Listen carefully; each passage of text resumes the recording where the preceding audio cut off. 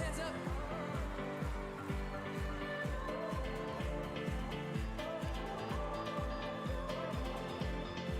I was searching for something I knew was there but couldn't see. I remember the moment when the one I was searching for found me.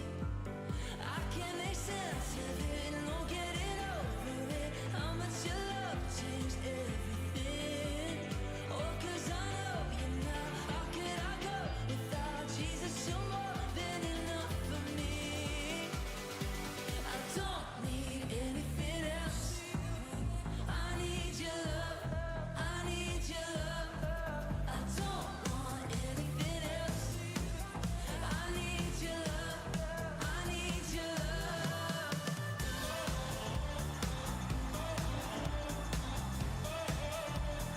Na, na, na, na, na.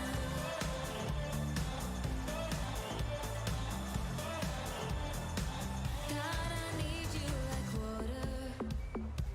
God, I need you like I need it to breathe. I won't take you for granted. I won't go back to how I used to be. I can't make sense of it, no getting over it. How much your love changed everything.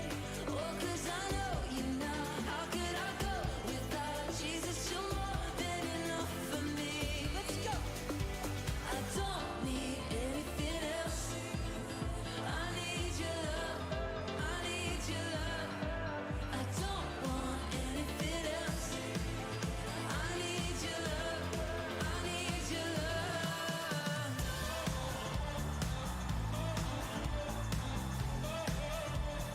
Na, na,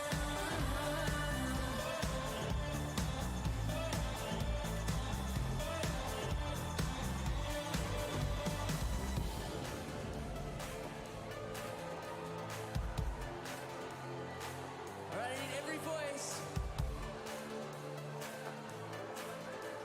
You ready? 'Cause there's just one thing I need. 'Cause there's just one thing I need. Let's go. I don't need anything else. I need your love. I need your love. I don't want anything else. I need your love. I need your love.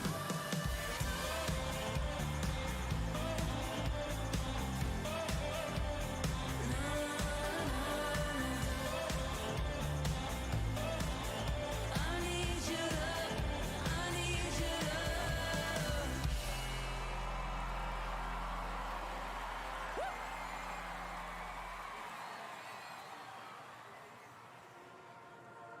There is no shadow that has ever overcome your light, and there is no rival that could ever stand against your might. You've always been with us. Every battle you've already won. No, we've already won.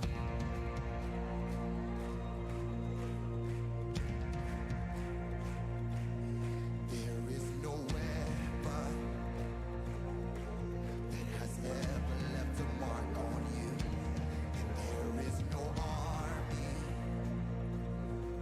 with the power to conquer truth. You've always been with us. Every battle you've already won.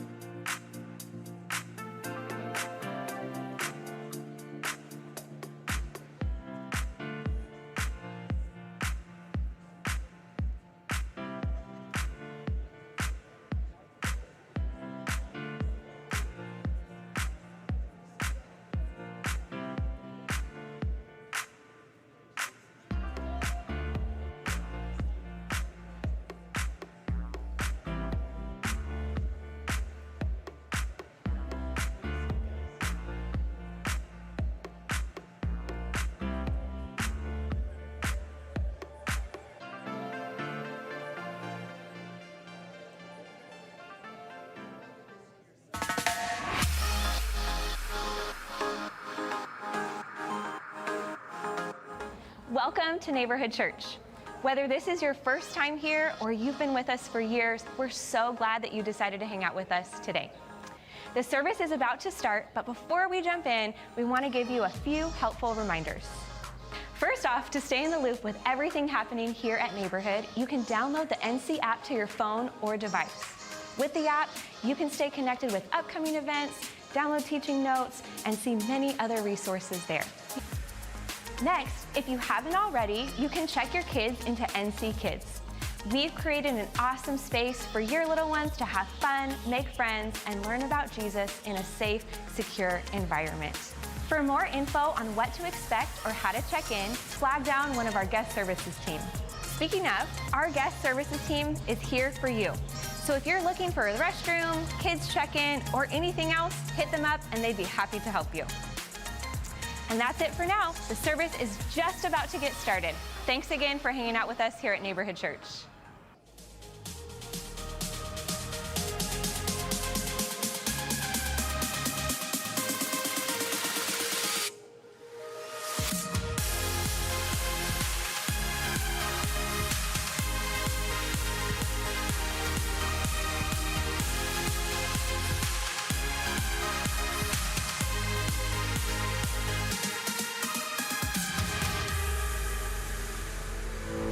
What's up, Neighborhood Church? Good morning. Let's get on our feet. We're gonna get singing.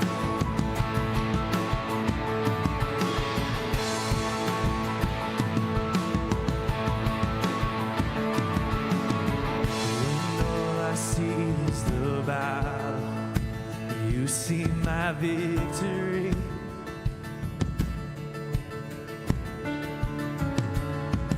When all I see is the mountain, you see the mountain move. And as I walk through the shadow, your love surrounds me.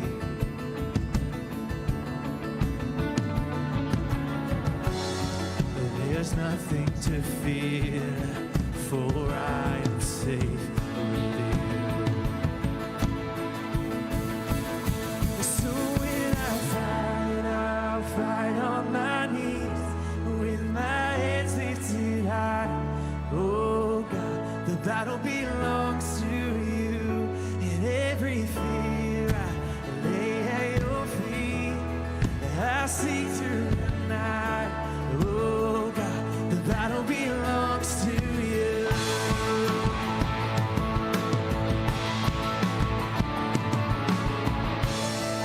And if you are for me, who can be against me? Yeah. For Jesus, there's nothing impossible for you. When all I see are the ashes, you see the beauty. Thank you, God. When all I see is the cross, God, you see the empty tomb. So when I fight on my knees with my hands lifted high. Oh God, the battle belongs to you, and every fear I lay at your feet.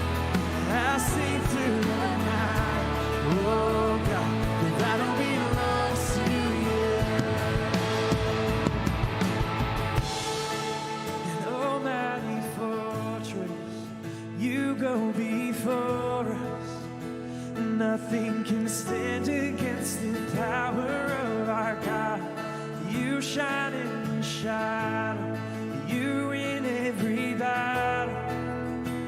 Nothing can stand against the power of our God. An almighty fortress, you go before us. Nothing can stand against the power of our God. You shine in the shadow, you in every battle. Nothing can stand against. Come on, let's lift that up again.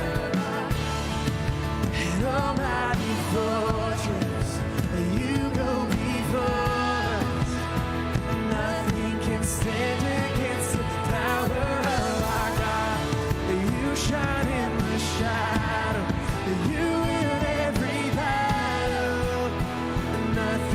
stand against the power of our God.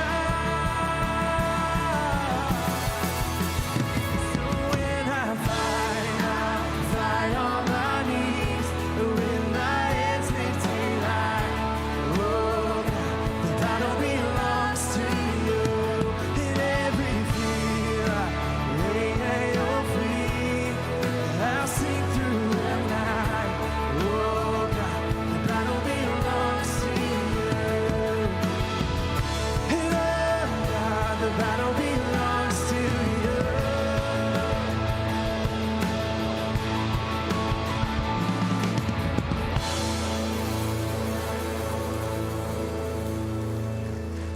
Amen. I love that song. We just introduced it last week, and we hope that it's meeting you where you're at and encouraging you.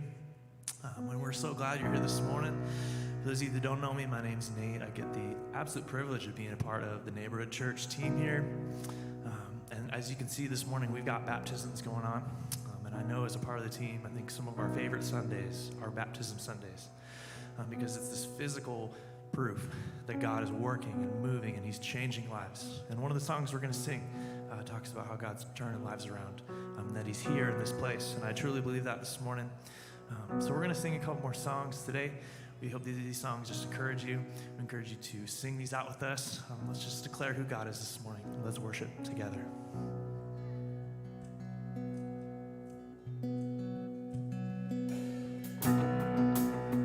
Sing this out. I raise a hallelujah in the presence of my enemy. I raise a hallelujah louder than the unbelief, and I raise a hallelujah. My weapon is a melody, and I raise a hallelujah. Heaven comes to fight for me, and I'm gonna sing in the middle of the storm, louder and louder. You're gonna hear my praises roar up from the ashes. Open your eyes, death is defeated, the King is alive.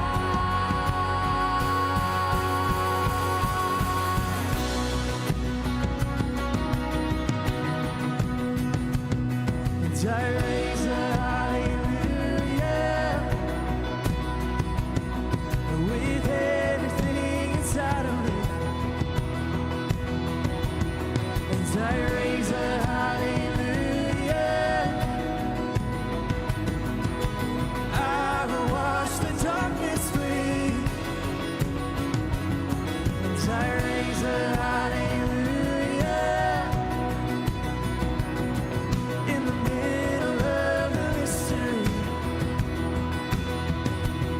And I raise a hallelujah. Fear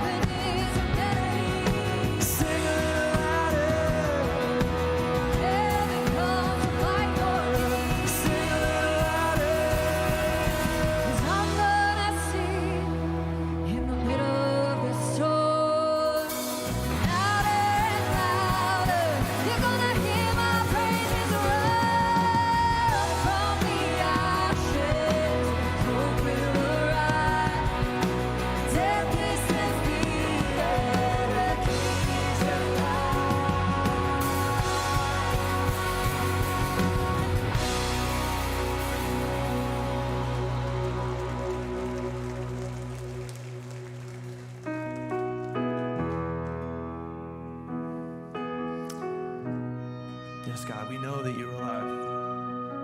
Thank you that you are King. We worshiped you this morning.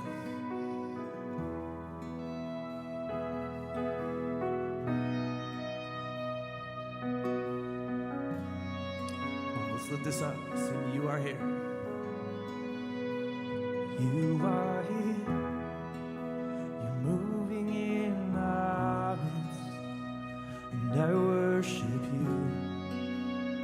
And I worship you. You are here. You're working in this place. And I worship you. And I worship you. You are here. You're moving in our midst. And I worship you. And I worship you. You are here. You're working in this place. And I worship you. And I worship you. 'Cause you are waymaker, miracle worker, promise keeper, light in the darkness, my God, that is who you are. Waymaker, miracle worker, promise keeper, light in the darkness, my God, that is who you are.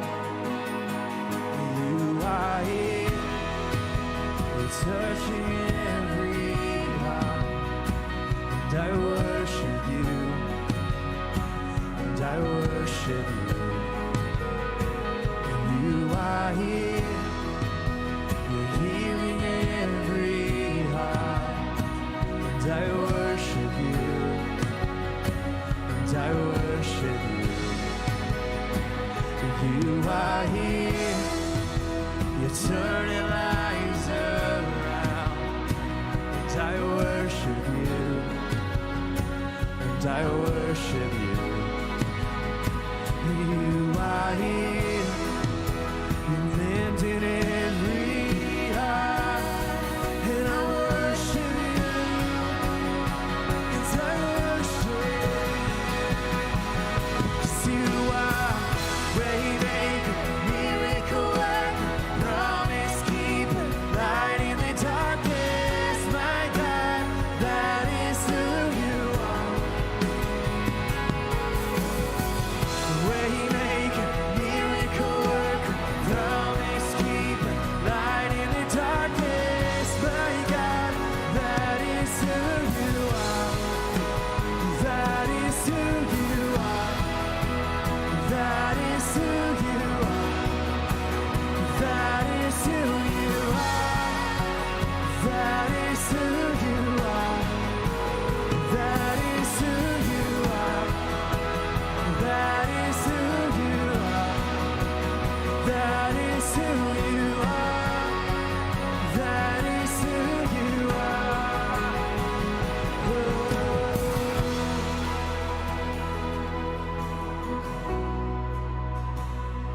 It's who you are. It's who you are. It's who you are.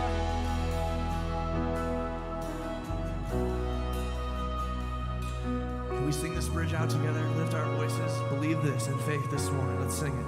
Even when.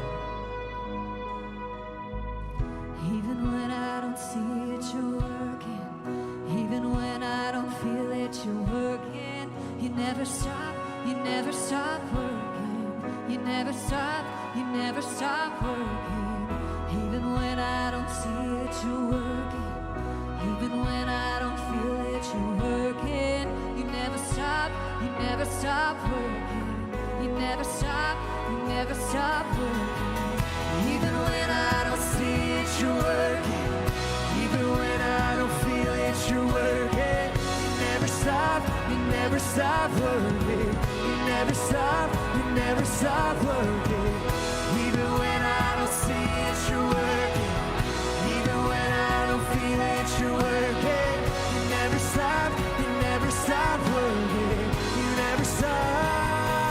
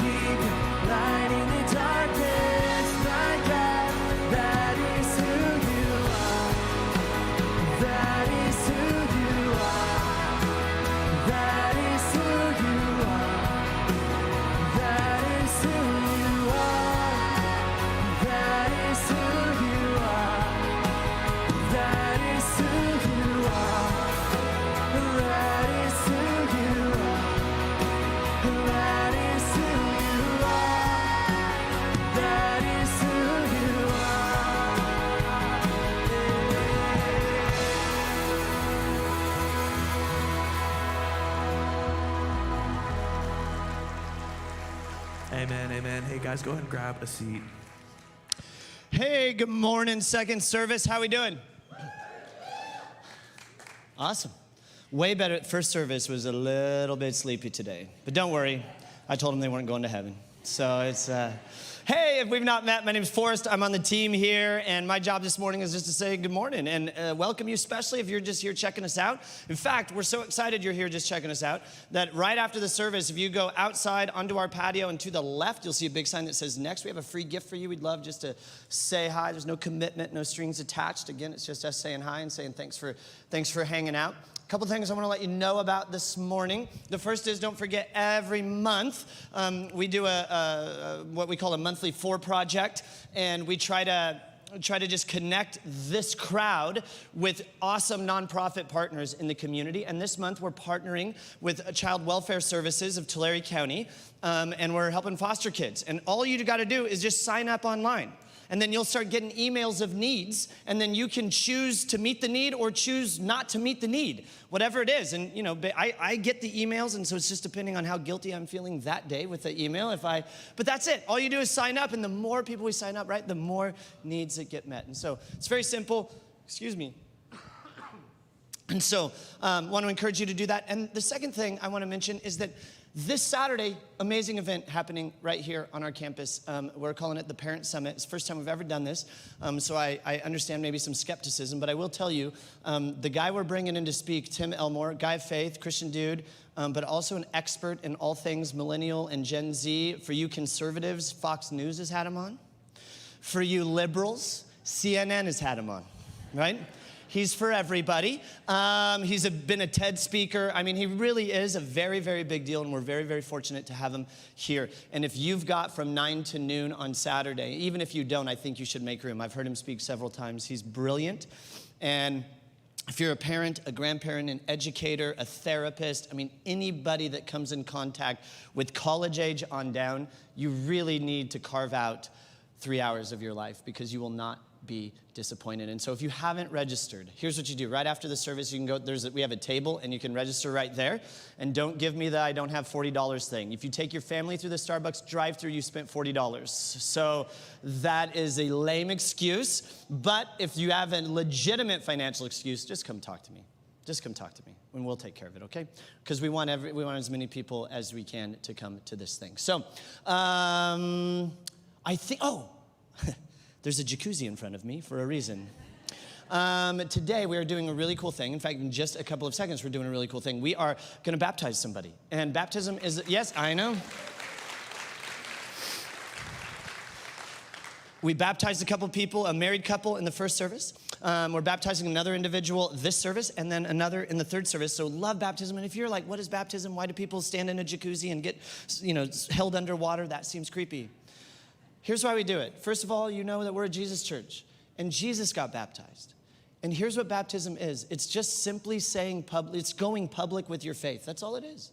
It's just, today I'm going public. Today I want everybody to know that I'm on team Jesus. And so anytime somebody is willing to do that, it's amazing. And it is scary. We have them film a video, right? Because we don't just want people staring at someone, partially drowning, right? We want you to hear their faith story. And so right now what I'd like you to do is to pay attention to the screens and listen to the story. Take it easy, guys.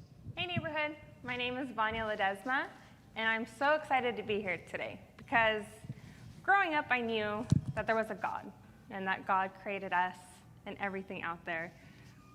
But I didn't know God. Like, I didn't know that he really cared for me.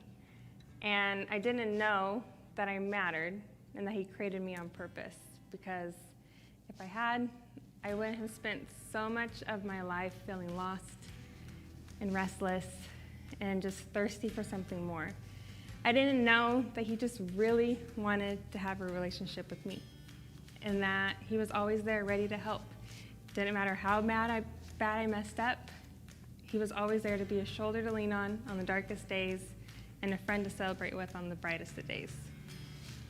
And that is until I came to Neighborhood Church, until I heard that Jesus is for us, until I learned how simple it is to have a relationship with him.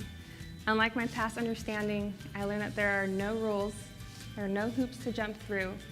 He just wants me to love him and to love others. Because like Forrest has said, Jesus plus nothing equals everything. And that has changed my whole life. Neighborhood has opened my eyes to a whole new perspective on life, and for that I am forever grateful. Granted, I have a lot of work to do, but I'm so excited for the journey, and today I want to let you know that I am all in and want to live the rest of my life for Jesus Christ.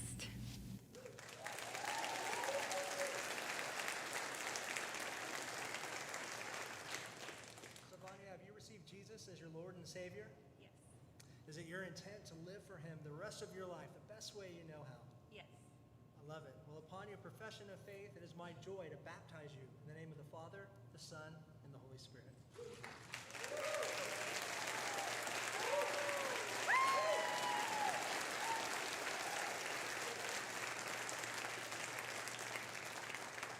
Awesome.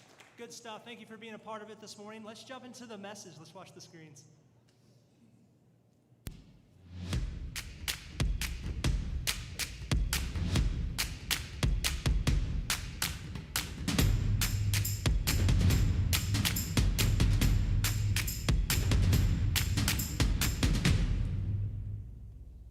Good morning, Neighborhood Church. As you can see, when you are the second string teacher, they make you bring your own table out. And now that I'm winded, let's talk. Neighborhood, my name's Jordan. If we haven't met yet, I'm part of the team here, and today we are continuing our series, 4 Relationship Killers. This month, we are exploring 4 toxic habits that harm our relationships with our spouses, our friends, our kids, all our relationships. And here's what these 4 relationship killers look like. They are criticism, defensiveness, contempt, and stonewalling. We're doing this series because in Neighborhood, we think relationships are really, really important.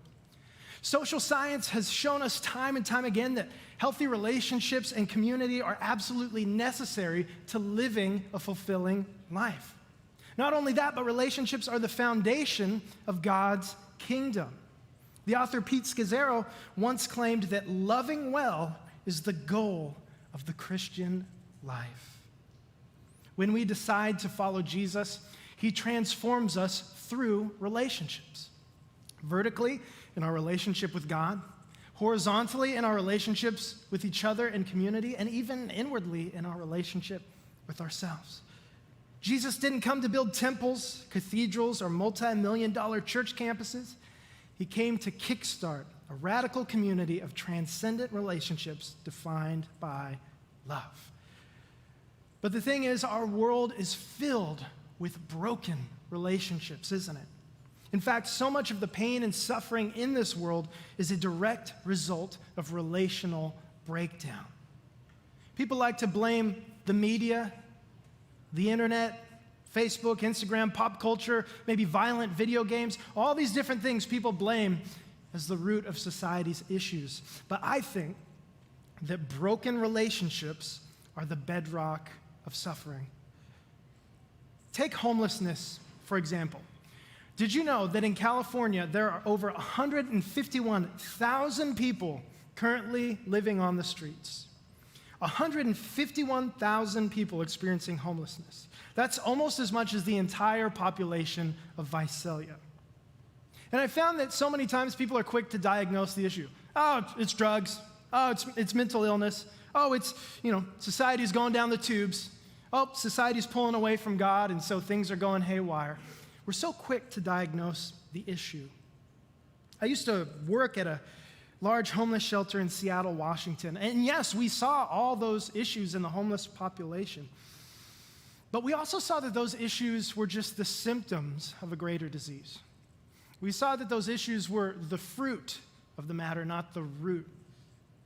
So the question is, what is the root issue in something like homelessness? As you may know, we partner up with an organization called Salt and Light. They're actually born out of this community at Neighborhood Church, and they're doing an amazing job loving our homeless neighbors in Tulare County. And here's how they answer that question. We know from our work that the greatest cause of homelessness is a profound, catastrophic loss of family. Broken relationships are the issues in which all other issues stack on top of. Broken relationships are the bedrock of suffering. What leads to mental illness, drug abuse, and so much other suffering out there in the homeless community? It's the traumatic loss of relationships and love. So what's the solution? Here's what they say at Salt and Light. When the family fails, we believe community steps in. What's the cure to broken relationships? Community, friendship, love, acceptance. And this is why these community partners of ours are actually building a neighborhood, a village where people struggling with homelessness can come, have dignified jobs, have housing, experience community and relationships with each other. It's something we definitely think you should check out and get involved with. The point is, community is the solution. Relationships are the solution to our brokenness. When I worked at Seattle's Union Gospel Mission, one of my coworkers was named Mike. And he worked in the men's shelter downtown in Pioneer Square for years and years. He'd seen people come and go. He'd heard every terrible story you could ever imagine. And this is what he always said to me. He said, Jordan, relationship is the catalyst for growth. Relationship is where healing begins. Not just for those suffering with homelessness, but for everyone. And the way of Jesus is expressed primarily through the building, the maintenance, and enjoyment of healthy relationships. That's how our lives and our world are transformed. Thriving relationships with God, with each other, and with ourselves. That's what the kingdom of God looks like. Not buildings and programs, but people and communities. So we think relationships are really important. And last week we started off this series by talking about the relationship killer of criticism. We talked about how we live in a very critical culture, and often that criticism leaks into our relationships and poisons them. This week, we're moving on to our next relationship killer, which is defensiveness. Defensiveness is a relationship killer. Here's how relational expert and psychologist John Gottman defines defensiveness: as self-protection in the form of righteous indignation or innocent victimhood in the attempt to ward off a perceived attack. How many of you in the room today would be willing to admit that it's easy for you to get defensive sometimes? I've got both hands way up in the air. Drama king right here, y'all. It's easy to get defensive when we feel like people are attacking our character. But the problem is our ego gets the best of us and we start to interpret everything as an attack. Someone tries to help us out, give us a heads up, or maybe hold us accountable, and we hit back with the, why are you literally attacking me right now? Right? Defensiveness is dramatic. And here's what it can look like in our day-to-day lives. Our boss asks us why we dropped the ball on a project, and we begin to blame our coworkers. Our spouse asks us to clean up our mess at home, and we start copying an attitude. Our kids ask us why we keep breaking our promises to them, and we make lame excuses. Someone disagrees with us on social media, and we instantly, boom, block them. We start to hide from our close friends so they can't keep us accountable. We ignore their calls, we break their plans, we hide their texts. Defensiveness is a relationship killer. And I think defensiveness comes in three forms. Here they are: blame, excuses, and dismissal. These are three ways we express defensiveness in our relationships. First, when we're defensive, we blame our issues on really anyone or anything else. We're trying to take the spotlight off of us and put it on to others. Blame comes in many forms, but it all boils down to one idea, right? My problems are actually your fault, or my problems are their fault. Defensiveness also comes in the form of making excuses. Instead of just owning our mess, we go to great lengths to absolve ourselves of any character flaws or wrongdoing.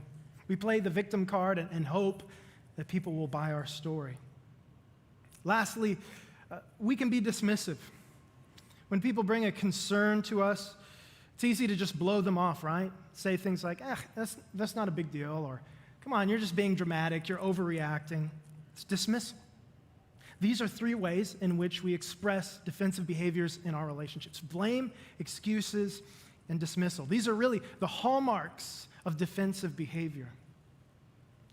Licensed marriage and family therapist Linda Carroll once wrote, "To be defensive is to react with an overprotective mentality to a situation that perhaps doesn't warrant it." Defensiveness is an impulsive and reactive mode of responding to a situation or conversation. Rather than listening with an open heart, we respond with our metaphorical shields up and weapons drawn. Now, as we discussed last week, in our relationships, we need to create space for healthy conflict and hard conversations. It's how we grow. It's how our relationships move forward. But that can't happen if we're constantly playing defense. Let me tell you a quick story. A few years back, I went to a Seattle Seahawks football game with my buddy Patrick. I got some photos here. Look how awesome we are. Beautiful, gorgeous Northwest day, Lumen Field, downtown Seattle, Washington. Seahawks football is a bit of a religion in the Northwest, so as you can see from this photo, it was packed to the rafters that day.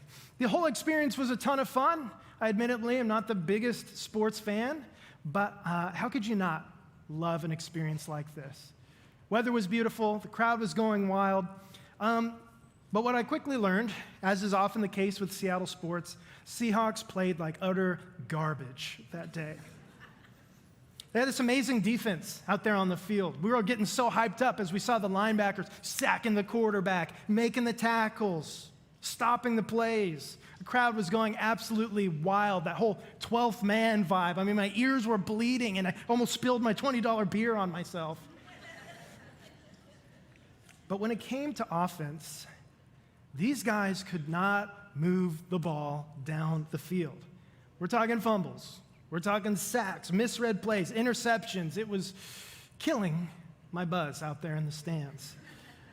That day, the Seahawks had a vicious defense, but they were making no progress. And that describes our relationships sometimes, doesn't it? All defense, no progress. Because when we're unable to work through difficult conversations because we're being defensive, we get stuck in a holding pattern. Things don't move forward. Resentment starts to build, and our relationships are killed. I didn't mean to rhyme that. That just happened accidentally. Henry Cloud once wrote that defensiveness stifles performance and destroys relationships. So the question is, why do we behave in this way? Why are we so touchy all the time? Why are we constantly defensive with each other? I want us to explore that for a little bit this morning. Psychology has a lot to say about the science behind our defensive behaviors. And this morning I want to share 3 root issues behind our defensiveness. The first one is insecurity. We're defensive because we struggle with insecurity. Insecurity is a feeling of inadequacy or not being good enough. It's uncertainty. It's anxiety about our life, about our goals, our relationships, and anxiety about how other people see us.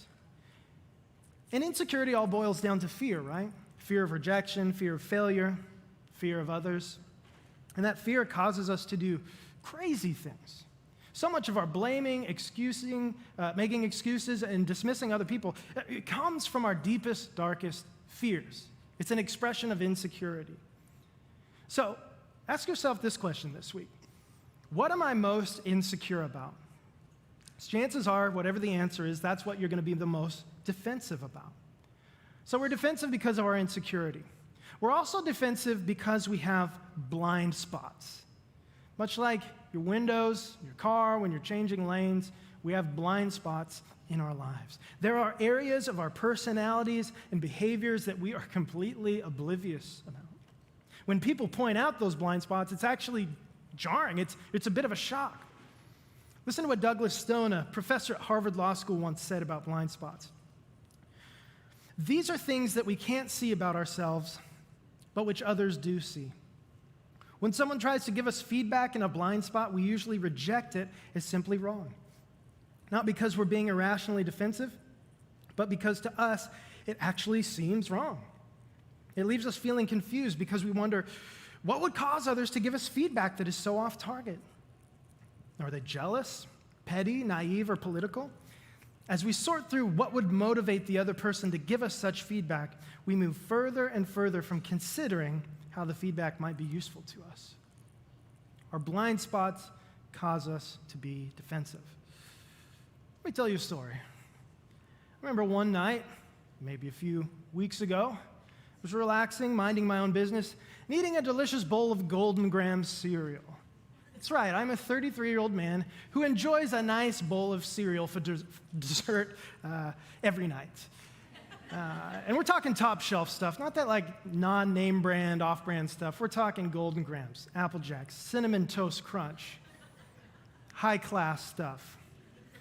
So anyways, I'm sitting there contemplating the meaning of the universe, being very spiritual, eating Golden Grahams.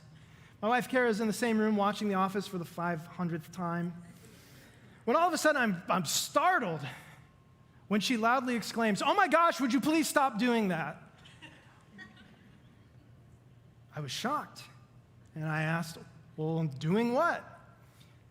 She said, "You're chewing so loudly and smacking your lips, your mouth is open, you sound like a feral hog at the barnyard slopping it up."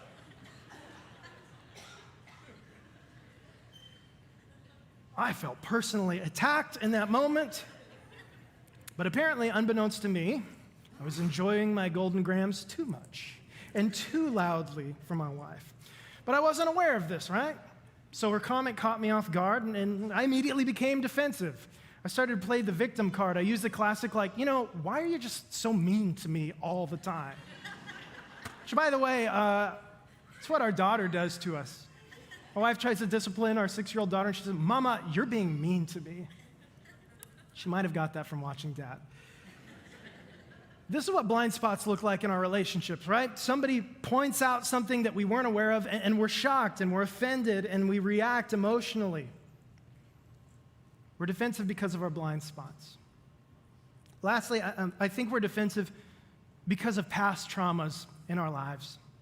Did you know that when we experience traumatic events, they literally rewire the neural pathways in our brains?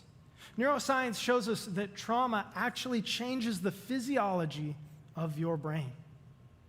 The brain does this because it wants to defend itself from future trauma and pain.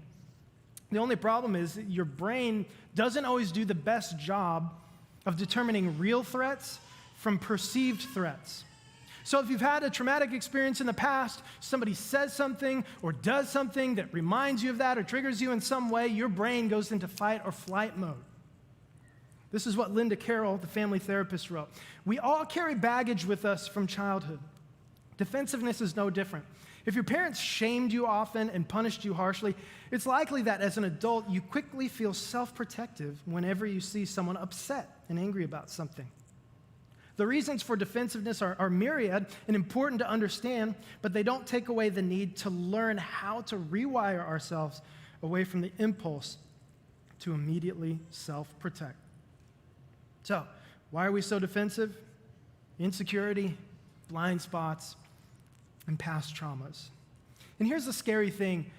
Our defensive behavior compounds upon itself.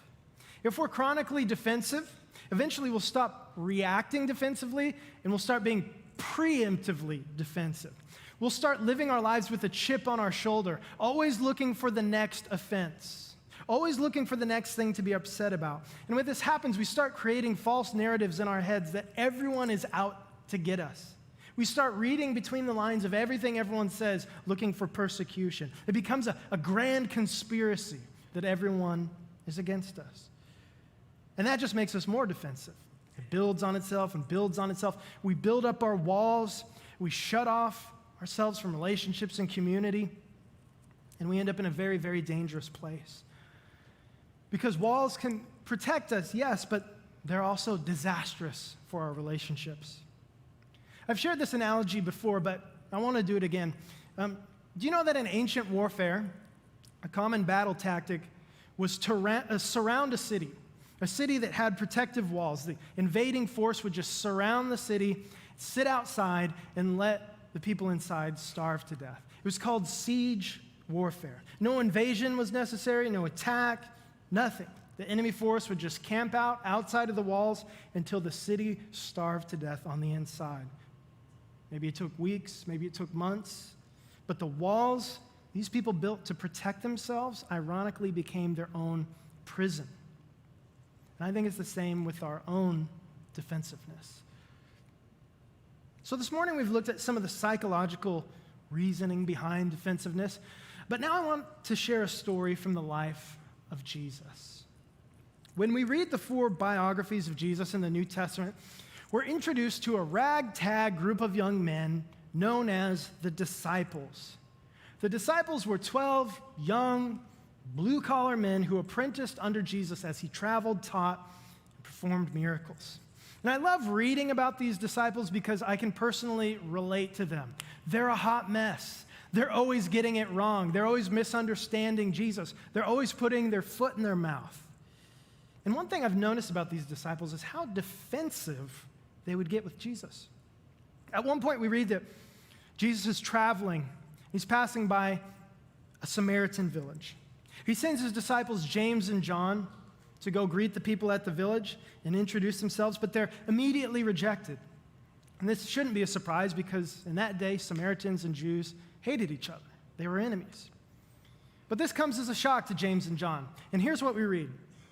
When the disciples James and John saw this, they asked, "Lord, do you want us to call down fire from heaven and destroy them?" Immediately, these two are just off their rocker. They're defensive, they're overreacting, and they think that they have the power, the authority to call down fire from heaven on these people. I mean, rejection doesn't feel good, but really? Fire from heaven? That's what defensiveness looks like. It's always an overreaction. It's always blowing things out of proportion. We read that Jesus turned and rebuked them, and then his disciples went to another village. Jesus told James and John, "Listen, you fellows need to cool your jets." Clearly, these guys, even though they were with Jesus, they didn't understand the way of Jesus. Love and forgiveness and mercy and caring for others. They were so offended that they wanted to use their faith to attack other people. And I think that's something we can still struggle with today. I think when we read the New Testament, Peter, another one of the disciples, is a great example of what defensiveness could look like. He was one of the 12, and we read that he was constantly posturing himself, getting defensive with Jesus and others. There's this moment where Jesus is predicting his own death to his followers. He tells the disciples that soon he will be executed by the religious leaders, but not to worry, soon he would rise from the grave 3 days later. It was a lot for the disciples to wrap their heads around. It was a lot to process. And Peter's not having any of it. Here's how he responds. Peter took him, Jesus, aside and began to rebuke him. "Never, Lord," he said, "this shall never happen to you." Peter doesn't like what he's hearing, so he gets defensive. He starts berating Jesus. His insecurities, his fears, I don't know, maybe even some past traumas, are all boiling to a head when Peter finds out that his beloved friend and teacher is going to die. We read that Jesus scolds Peter for his behavior, but the message apparently doesn't get through because this isn't the last time Peter is defensive. Later, just before Jesus is arrested, he tells his disciples that they will all scatter. He says, "Guys, I'm about to be arrested, and when that happens, you're all going to bail on me. You're all going to run for your lives." And Peter immediately gets defensive. Peter declared, "Even if all fall away, I will not." "Truly, I tell you," Jesus answered, "today, yes, tonight, before the rooster crows twice, you yourself will disown me 3 times. But Peter insisted emphatically, "Even if I have to die with you, I will never disown you." Peter's adamant, I imagine that he's raising his voice, he's posturing himself, he's puffing out his chest, he's making these ultimatums. But ultimately, his fear and anxiety are showing. Fear that would eventually get the best of him. Because we read, after Jesus was arrested, as predicted, his followers turned tail and scattered. They ran away. But Peter follows at a distance. He sits outside the temple grounds as Jesus is being interrogated. And then a woman approaches and recognizes Peter as a follower of Jesus. "You were with that Nazarene Jesus," she said, but he denied it. "I don't know or understand what you're talking about," he said, and he went out into the entryway. Denial, defensiveness, fear, just as Jesus predicted. When the servant girl saw him there, she said again to those standing around, "This fellow is one of them." And again, he denied it. Peter's starting to build up his walls once again. He's trying to protect himself. After a little while, those standing near said to Peter, "Surely you are one of them, for you are a Galilean." Peter began to call down curses, and he swore to them, "I don't know this man you're talking about." At this point, Peter is angry. He's indignant. He's swearing. He's cursing. He's overreacting, and he's throwing Jesus under the bus. And immediately we read, the rooster crowed the second time. Then Peter remembered the word Jesus had spoken to him. "Before the rooster crows twice, you will disown me 3 times. And he broke down and began to weep. For all his posturing, for all his big words and defensiveness, reality hits Peter like a freight train. He's afraid, he's alone, and he's turned his back on his best friend. Defensiveness led Peter to a dark place. And it does the same for us as well. But thankfully, that's not the end of the story. After Jesus died, then miraculously rose from the grave 3 days later, we read that he's eventually reunited with his disciples, including Peter. And what happens? He doesn't berate them. He doesn't chastise them. He doesn't say, "Told you so." He loves them. He embraces them. He forgives them. He teaches them. And he gives them a mission to share God's kingdom all across the earth and throughout history.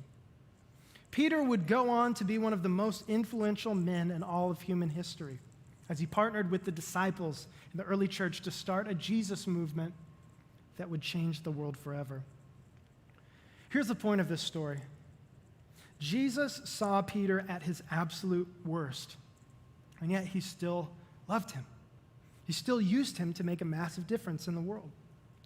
In Peter's story, not only do we recognize our own defensive tendencies, but we see how Jesus responds to the walls we build. He tears them down, and he invades our lives with love. The walls that we build out of fear, the walls that we build out of insecurity, the walls that we build out of past trauma, Jesus tears them down. As his friend John would later write, perfect love drives out fear. The perfect love of Jesus is the antidote to our defensive behavior. Defensiveness is a relationship killer, but love is the answer. In fact, love is the polar opposite of defensiveness. Listen to how love is described by Paul, one of the earlier leaders in the Christian church. He wrote that love is patient, love is kind. It does not envy, it does not boast, it is not proud, it does not honor or dishonor others. It's not self-seeking, it's not easily angered, it keeps no record of wrongs. Love does not delight in evil, but rejoices with the truth. It always protects, always trusts, always hopes, always perseveres, and it never yells at its husband for eating Golden Grams. Excuse me.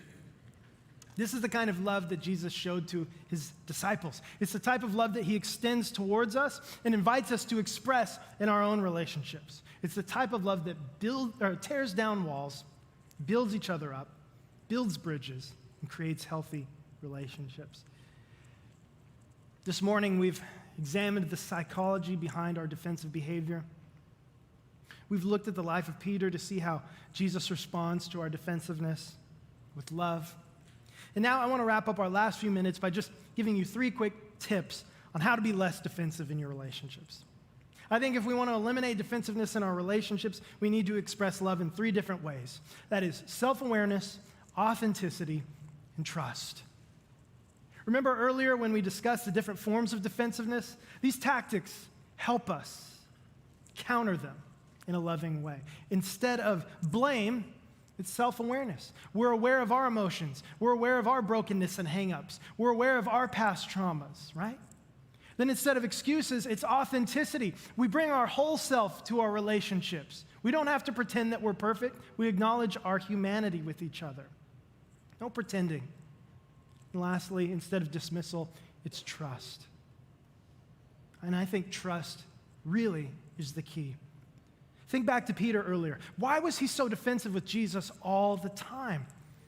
For whatever reason, he could not bring himself to fully trust Jesus. But trust and love are absolutely inseparable.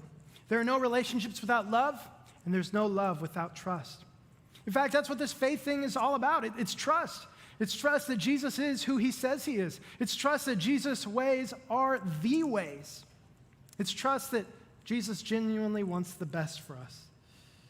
Peter may have been defensive at first, as we get to see in his story, but if you continue to read about the life of Peter throughout the New Testament, and I would certainly encourage you to do so, you see a man who came to such a radical place of trust in Jesus that he was willing to give his entire life to following in his footsteps.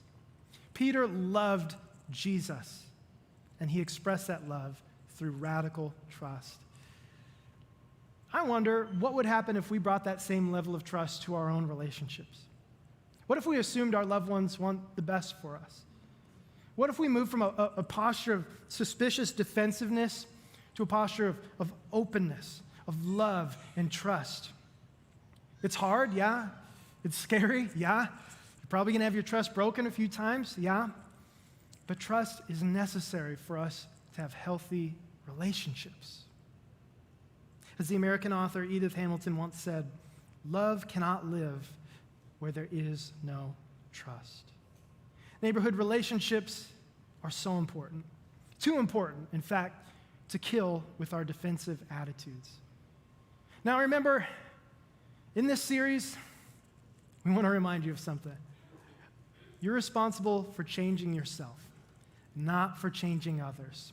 We don't want you to use the conversations in this series as ammo to lob against your loved ones. We don't want you running out of the room saying, oh, see, told you, Jordan said it, Forrest said it, you're defensive, you're critical, you're a jerk.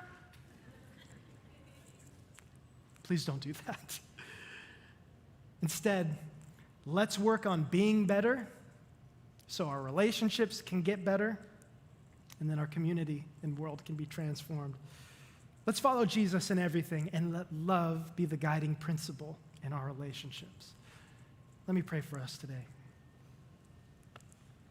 Lord, thank you so much for this time together. Thank you for the wonderful relationships in our lives. Would you help us to have healthier relationships? Would you help us to be more authentic, more self-aware, more open, more willing to engage in difficult conversations that move our relationships forward? I ask that you be with everyone today as they go out of this place. Be present in their relationships. Be present in their lives and use them in awesome ways to share your light and love with our world. Jesus, we love you. It's in your name we pray. Amen. Amen. Oh, hey, buddy. Is it me, or is it every time Jordan talks, I feel personally attacked? That's intentional. Yeah, that's a figure. That's passive aggressiveness. Maybe we should talk about that as a relationship killer. Passive aggressiveness and sarcasm are a love language, not a relationship killer.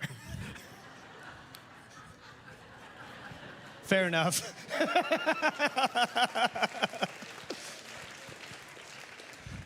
This is what every day at our office is like.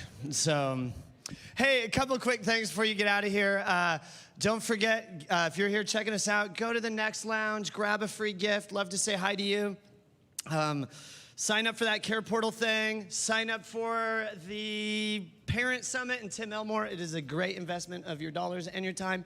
And don't forget, we're not sort of doing the pass the basket thing anymore. So if you give sort of in person and not online to the mission, don't forget we've got the boxes at the back. Hey, love y'all. Have a great week. We'll see you later.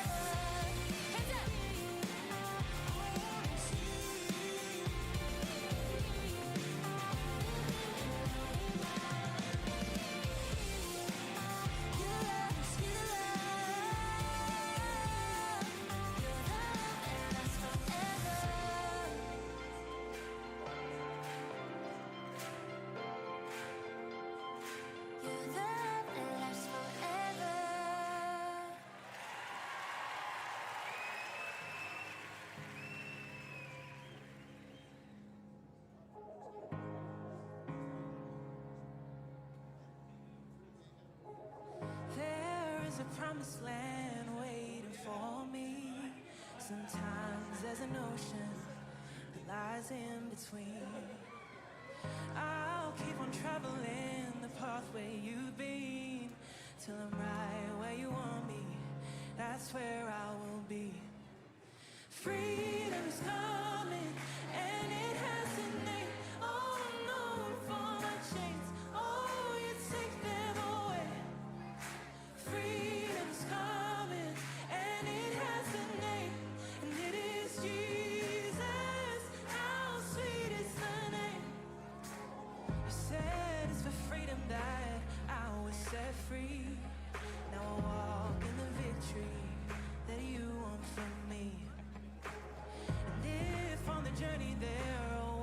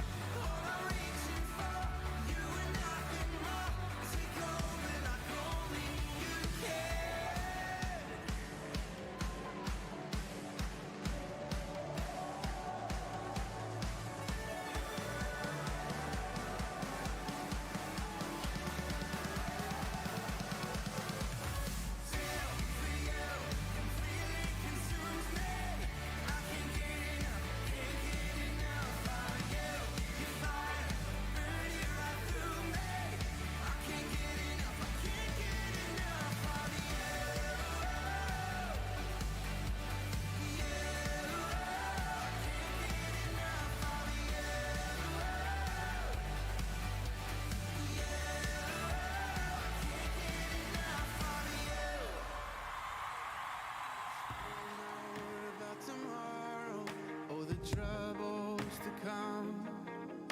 The lily's not thinking about the seasons, the drought or the flood. The tree that's planted by the water isn't fazed by the fire. So why should I be? 'Cause you take good care of me. You take good care of me. You know what I need before I even ask a thing. And you hold me in your hands with the kindness that never ends. I'm carried in your love no matter what the future brings. Yeah, you take good care of me. The sun's not worried about the winter, 'cause soon it will pass. The light's not thinking about the darkness or the shadow it casts. A heart that's planted in forgiveness doesn't dwell in the past. So why should I be? 'Cause you take good care of me. You take good care of me. You know what I need before I even ask a thing. And you hold me in your hands with the kindness that never ends. I'm carried in your love no matter what the future brings. Yeah, you take good care of me.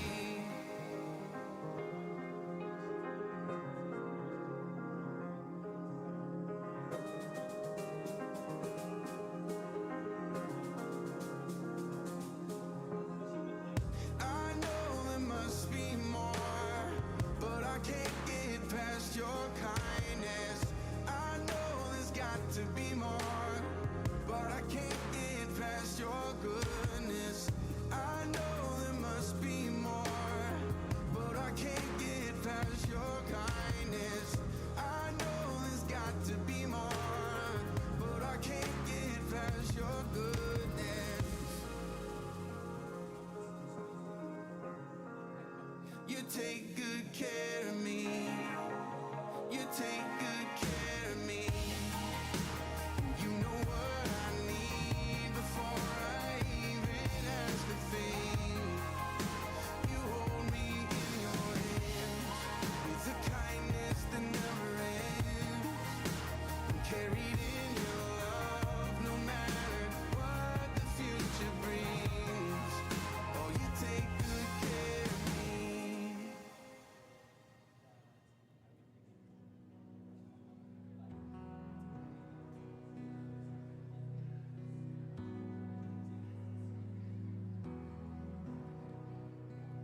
This is a song for